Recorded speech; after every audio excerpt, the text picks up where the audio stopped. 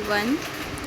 Last topic जो हमने पढ़ा था उसी का ही 1.3 नेक्स्ट टॉपिक है।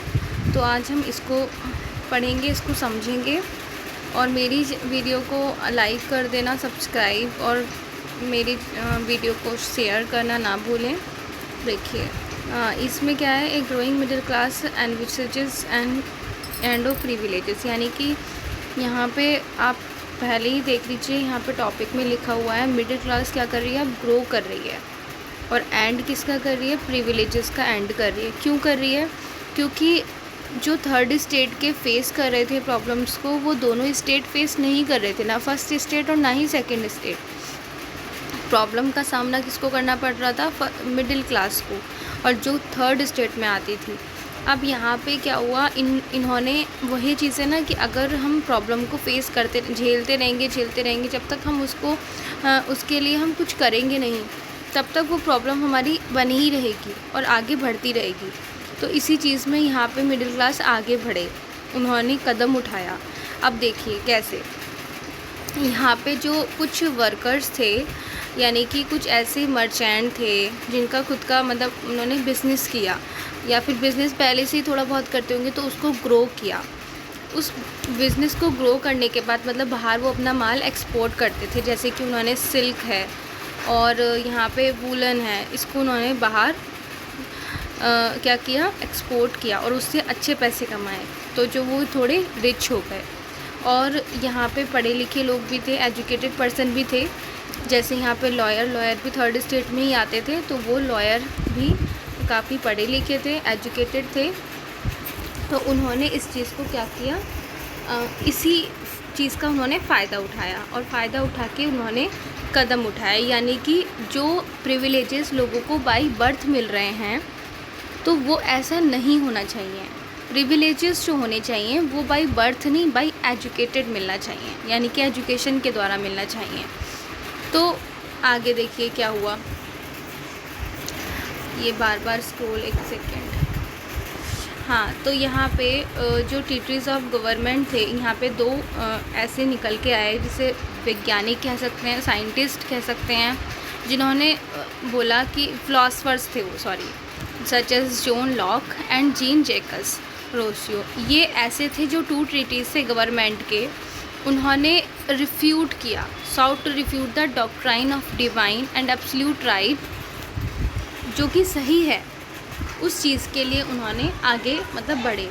रोशियो जो थे, उन्होंने कैरिड किया अपना आइडिया, मतलब आइडिया लेकर वो फॉरवर्ड किया कहाँ तक, गवर्नमेंट तक। And based on social contract between people and their representative, यानी कि लोगों तक पहुँचाया और उनके रिप्रेजेंटेटिव तक पहुँचाया। और in the spirit of law Montesquieu propose A division of power with in the government between the legislative, और वो चाहते थे कि ऐसे 3 लॉ बनाए जाए, यानी कि गवर्नमेंट अपनी पावर को 3 पार्ट्स में डिवाइड कर दे, जैसे कि legislative, executive and judiciary.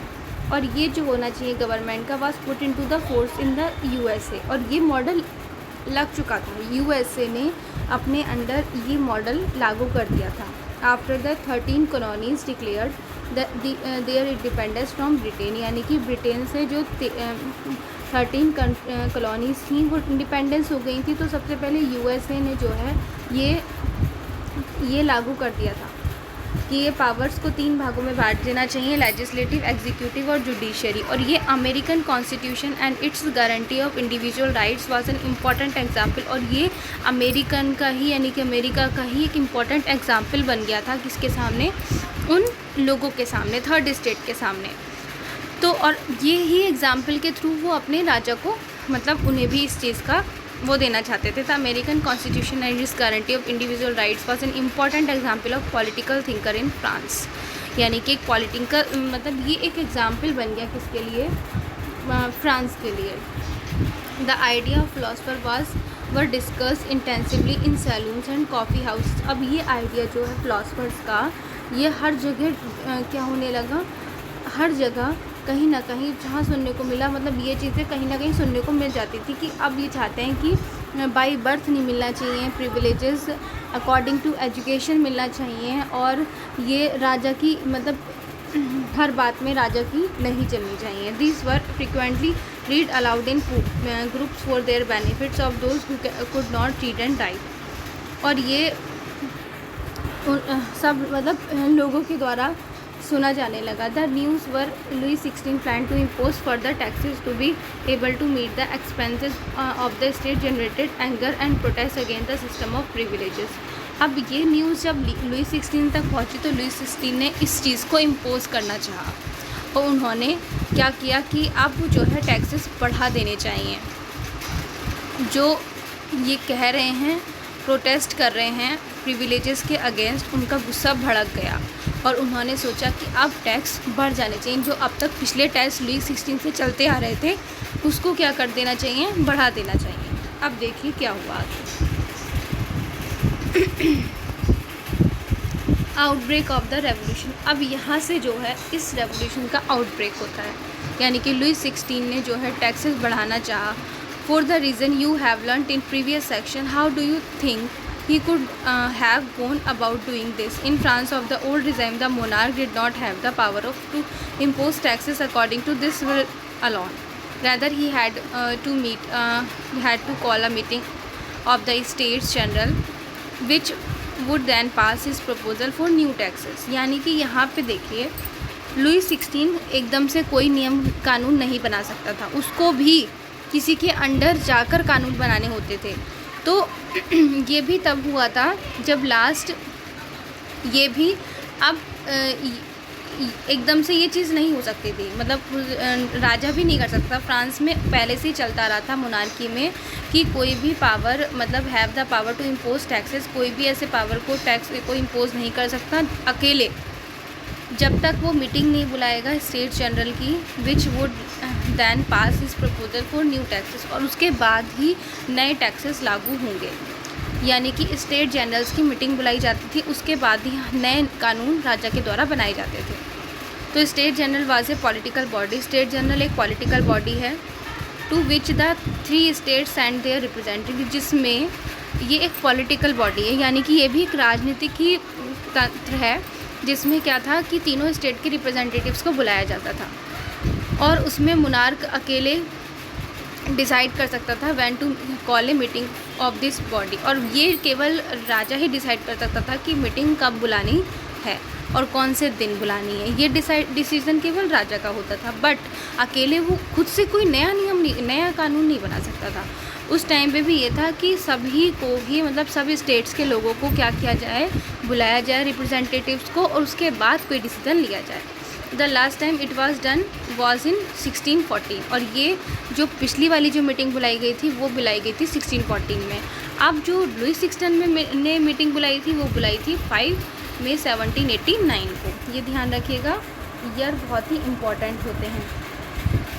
Louis 16 call together an assembly of the state general to pass proposal for new taxes. Louis 16 ने एक साथ एक असेंबली को बुलाया जिसमें स्टेट जनरल आए और उनको प्रपोजल भेजा गया नए टैक्स के लिए। And resplendent hall in Versailles were prepare to hold, और उसे काफ़ी वर्सलीज मतलब जो हॉल था वर्सलीज का उसे काफ़ी अच्छे से सजाया गया, प्रिपेयर किया गया। First and second state send 300 representative each. First और सेकंड स्टेट के लोगों ने जो है अपने 300 मतलब फर्स्ट स्टेट में भी 300 और सेकंड स्टेट में भी 300 रिप्रेजेंटेटिव भेजे गए। Who were seated in rows facing each other on, जिनको आमने सामने बैठाया गया। लेकिन जो 600 मेंबर्स आए थे थर्ड स्टेट के, केवल थर्ड स्टेट के अकेले ही 600 मेंबर्स आए थे, तो वो जो है इनके पीछे खड़े कर दिए गए, यानी कि वो चारों तरफ खड़े हो गए लेकिन पीछे। तो third state was represented by it's more proposer and educated members. उसमें थर्ड स्टेट में सारे के सारे पढ़े लिखे अच्छे लोग आए थे।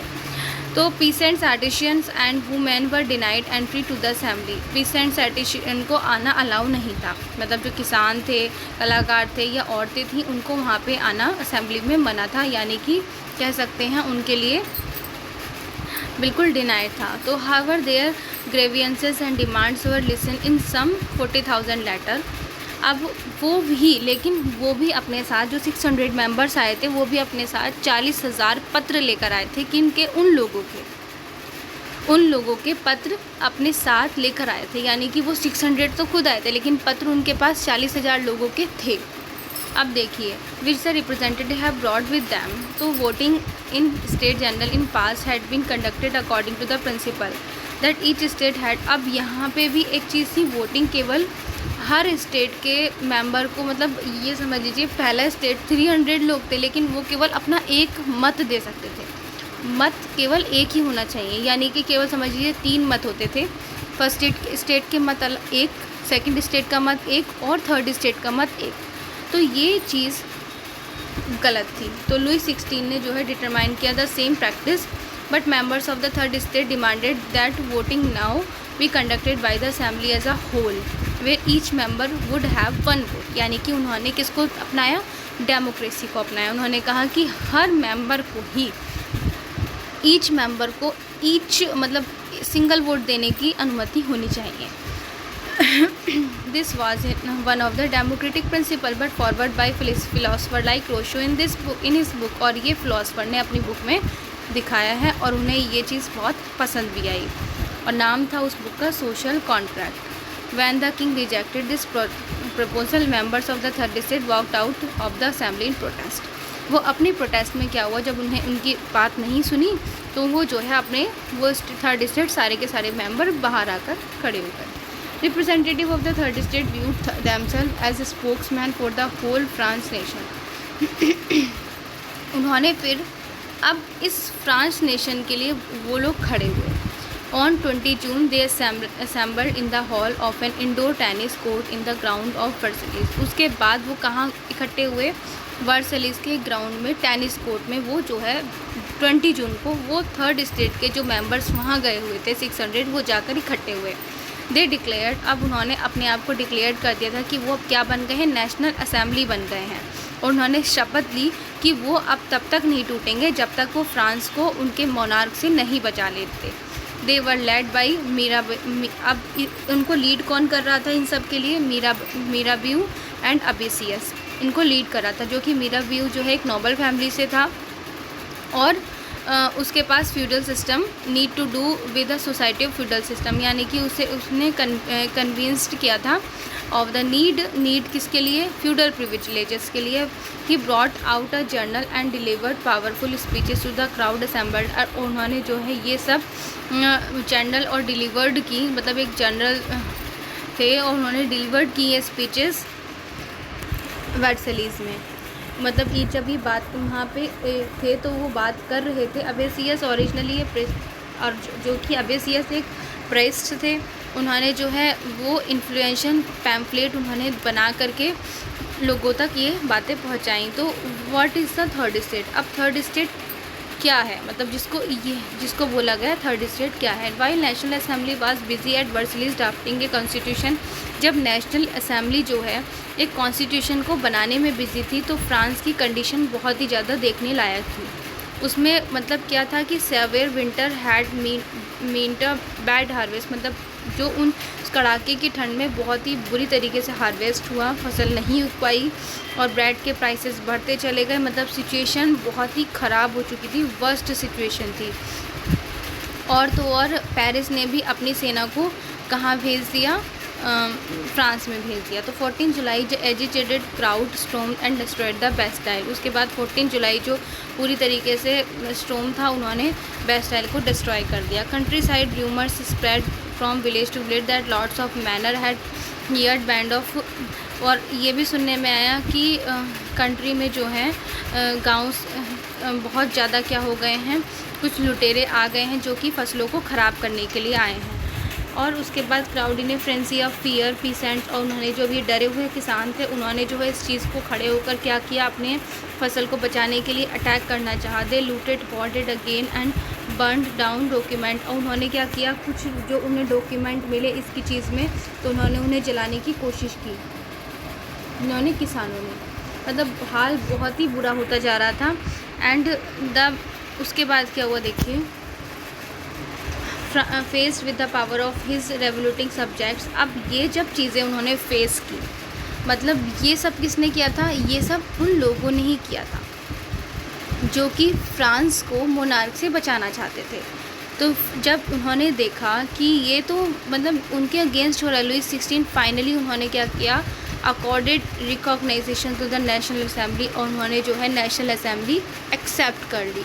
यानी कि वो जो मेंबर्स थे थर्ड स्टेट के, उन्होंने अपने आप को नेशनल असेंबली घोषित कर दिया, तो उन्होंने भी उस चीज़ को एक्सेप्ट कर लिया। किसने? लुई 16 ने। और जो है उन्होंने अपने प्रिंसिपल जो थे उस पर that is power would from now to be checked by a constitution, यानी कि अब उनकी पावर जो होगी वो एक कॉन्स्टिट्यूशन के द्वारा चेक की जानी चाहिए।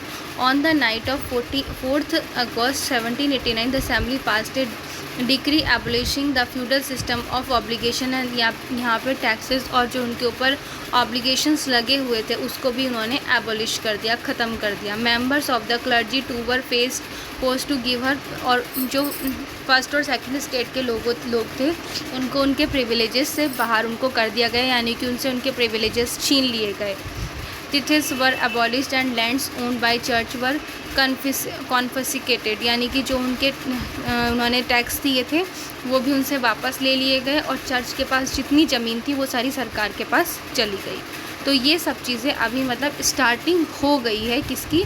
फ्रांस को मोनार्क से बचाने की और नया संविधान लाने की। आगे देखते रहिए, चैप्टर हमारा बहुत ही इंटरेस्टिंग होने वाला है। अगर मेरी वीडियो आपको अच्छी लगी हो तो प्लीज़ मेरे चैनल को सब्सक्राइब करना ना भूलें। Thank you for watching.